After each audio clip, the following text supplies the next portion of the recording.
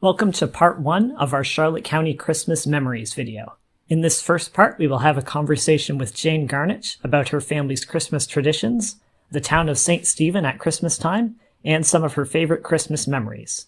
Be sure to stay tuned for part 2, which will be posted on Friday, December 18th. My name is Keith McKnight. I'm the Charlotte County Archives intern, and this is Jane Garnett, and I'd like her to introduce herself. Hi, I'm Jane Garnett. I was born and raised in St. Stephen, Brunswick, lived most of my life here, and I'm a retired teacher, 34 years teaching in mostly Charlotte County. Okay, and so to get our interview started about your Christmas memories in the Charlotte County region, I'm going to ask you, what was your favorite part of the Christmas season when you were younger? Aside from anticipation, which for a child is the big thing, waiting, my favorite thing was the rituals of Christmas morning. My dad was a very serious, stoic type man, but I think he really enjoyed Christmas as well. And he had a ritual whereby my sister and I had to wait at the top of the stairs, not allowed to go downstairs in our big old Victorian home to the living room until Dad was up and he brushed his teeth and done all the things he wanted to do. And then he would come to the top of the stairs and lead us down to see what was under the Christmas tree. So that's a favorite memory, sitting there just wiggling, jiggling, and asking him to please hurry up. And it was all part of the game, and it was a wonderful memory. Did your family have any other similar traditions like that? Yes, I would say. I don't know why. I don't know if grapefruits were really expensive or what, but it seemed like we only had grapefruit at Christmas. And our stockings were ones of Dad's. We were allowed to go through his drawer, and I tried to find the biggest stocking in his drawer. However, he wasn't a very big man, but Santa Claus always put a grapefruit in the toe of the stockings. And then you were allowed to open your stocking and then take the contents to the kitchen, and the grapefruit were then cut in half, and Dad would just so slowly put that little serrated knife through to cut all the portions of the grapefruit just so. And we all had to sit and have our grapefruit and the rest of our breakfast before we could return to the living room to open presents. So it's just like more of waiting for him to give the signal that it was okay. Yeah. And do you have a specific favorite memory from the Christmas season that you can recall? It's funny, they all kind of blur in together, but my sister and I were talking about this. There was, at Christmas time, I mean, we didn't have a lot of money. We were comfortable, but money was always a problem. Mom and Dad had a seasonal business, and winter was the off season. And Mom had a sister who lived in Connecticut, Mom's only sister, who had no children. And the box that came from Connecticut was a big deal, because probably the most exciting gift would be in that box. And I think I was 9 the year I received a Kodak Brownie camera, which I'd been wanting, just a little brown box. And my sister got a gigantic doll that she was wanting. And those were our big presents that year. And they came from not Santa Claus, but Aunt Mamie in Connecticut. Yeah. Can you think of any Christmas experiences you've had with your family that you might describe as like an adventure or perhaps a misadventure? Well, the annual finding of the perfect Christmas tree. That might not be important to some people, but it was to my family. And my dad and I don't remember my sister going, I don't think she was very interested, would go off into land that he owned at Maxwell Crossing, not far from St. Stephen. And we would tromp through the woods looking for a good tree. My dad had just one lung. He'd had one lung removed when he was just around 30 years old. So he was short of breath, and I was worried about his health, but didn't matter. He had to find the right tree. And one year, the best tree we could find was not ideal, and he got it up. He wasn't happy about it. And you know that, I guess other people did this as well. He drilled a hole or two where the branches were not full and inserted boughs from other trees to make that perfect Christmas tree. Oh, I was talking to someone recently who said, oh yeah, my dad did that too. I said, okay. I thought that was unique to my family, but I guess not. I've certainly never heard of anyone doing that before. Yeah, it was done. Yeah. But no, we didn't have any catastrophic Christmases, which is kind of nice. They're all pleasant memories. That's Yeah. So I jotted down some things that I thought about Christmas in St. Stephen. If you were interested in what it was like being a child in St. Stephen at Christmas time. Yes, perfect. I remember the bustling downtown. We lived on Main Street. So if anybody's familiar with the Todd Mansion, it was across the street from my house. And the old Baptist church that was just torn down. That's a very central part of town, just a 5-minute walk from downtown. So one tradition in my family, my mother made mocha cakes every Christmas. And they're just little cakes covered in icing sugar and dipped in crumbled peanuts. Oh. But I remember being old enough that I was sent downtown to get the peanuts. And right at the foot of Main Street, at the hill foot of Main Street, you cross the street, as you do now, there's a crosswalk there. And Crawford's drugstore was there. And it was just a wonderful place because the smells inside, they had a big soda fountain. And as well as being a drugstore, they sold candies and nuts and all kinds of things like that. And my mom got me to repeat what she wanted. She wanted 1.5 pounds of salted blanched peanuts. And I kept saying that all the way down the hill, 1.5 pounds salted blanched peanuts. And then I got there, it was just a little, and the big cabinets, and waiting for somebody to notice me so I could say what we wanted. And I just remember that as such a strong memory, but the smells of that place with the candies and the soda fountain and all the nuts and the toiletries. It was just a place of magnificent smells. But all along Water Street, as you got close to Christmas, the businesses would be open evenings, and there was just store after store after store. We had 2 Stedman stores in St. Stephen, one by the bridge as you went to Calais, and one up at the corner of Prince William and King Street.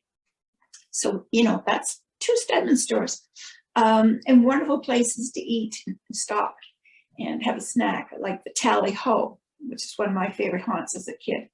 And then you'd walk by Frank and Randy's, where greasy fries and fish and chips were eaten inside or at the takeout window as you walk by. And the Salvation Army had their church right on Water Street, and they were piping out music at Christmas time. Harvey Studios always had lovely displays in their windows, and everybody had to go there to get their photographs developed. So with that new Brownie camera, I had to wait sometimes 10 days to have the pictures developed to see, how many of them actually turned out. But I don't know, there weren't any. Now when you drive through St. Stephen, there's just blank space after blank space where a building used to be or a business used to be. And that's not how it was. Johnson's bookstore, magnificent place, because I love books anyway, and comic books and magazines, if you could afford them. All our school supplies came from there. But the F.B. Douglas store was not far away there on the front street. And they carried not just the regular hardware supplies, but bicycles and wagons and such as that. My first bicycle came from there, and I had to save half the money to pay for it. It wasn't a gift, but no, we had so much available to us because people didn't go out of town to shop very often. You shopped here locally, and the businesses thrived because of it. Welcome to part 2 of our Charlotte County Christmas Memories video. In this second part, we will continue our conversation with Jane Garnett about her family's Christmas traditions, the town of St. Stephen at Christmas time, and some of her favorite Christmas memories. Are there any specific St. Stephen Christmas traditions that the town would do in your time that you can remember? Well, I do know they decorated, but not the way they do today. There were some lights on poles and that sort of thing. There was a couple in St. Stephen who lived on Queen Street, Mr. and Mrs. Rye, and they had horses. They had been, I think, in the horse racing. That had been their hobby. They didn't have children, as far as I can recall. And Mr. and Mrs. Rye, at Christmas time, if there was snow on the ground, would get out their sleigh and hitch up their horses and drive through town with bells jingling on the horses' harnesses. And it was just a tradition. You'd wait to see if the Ryes were going to go around, and it was just beautiful to see them. They had pretty blankets across the back of the sleigh, and of course it was a beautiful sleigh anyway. And that was an entertainment the town looked forward to. At least I did, and I think a lot of others did. And the other thing, of course, there were school concerts and church concerts and to look forward to. I attended the Baptist church, and we had a huge vestry that has been torn down since the 1970s, but it had a stage. It was a big echoing room, and this Christmas pageant went on what seemed like hours, so that every kid participated, got their chance to be on the stage and sing the Christmas carols. The Carolinic bells, I think they're called, from the Baptist church, used to play from the steeple, and they would play Christmas music this time of year, Christmas Eve, and maybe a couple of other times over the holidays. That was very beautiful to hear. Okay. And I did just think of something else. Earlier, you mentioned that something your mother would make on Christmas would be those mocha cakes with the peanuts on them. Yes. Are there any other specific foods from that season your family would make that you can remember? Yes, because I do the same as my mom did. My mom passed away a few years ago at age 99. And until she passed away, she helped me make mocha cakes every year. So I've had to learn how to do it myself just in the last few years. But she made Scotch cookies. Those were a big thing. So in other words, shortbread cookies. And the shortbread cookies had to have a little bit of red and green cherry in the middle. Oh. Oh, yes. Yeah. That was very important. And she made mince pies from, deer meat. And I'm trying to think. I guess Mom didn't make fruit pies, but my grandmother did. A fruit cake. I hated fruit cake, and I think I only put a piece in my mouth once, but my dad loved it, so he could have the whole thing as far as the rest of us were concerned. But there was always fruit cake at Christmas.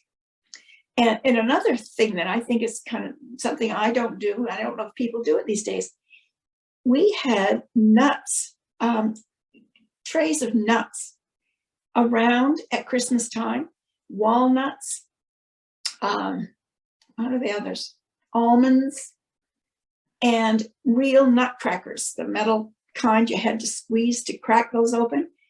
And the utensils used to dig the meat out of the almond. And that's the only time of year we ever had those, but those were very prevalent in the home. And I remember that my uncles, my grandfather, my father, they always had to crack the nuts for the children because we didn't have the strength in our hands to do it. So that was a big part of Christmas, having the nuts around. And the other thing that was around was where it would be bowls of candy. And there was a kind of candy called ribbon candy. I don't know if it's around anymore or not.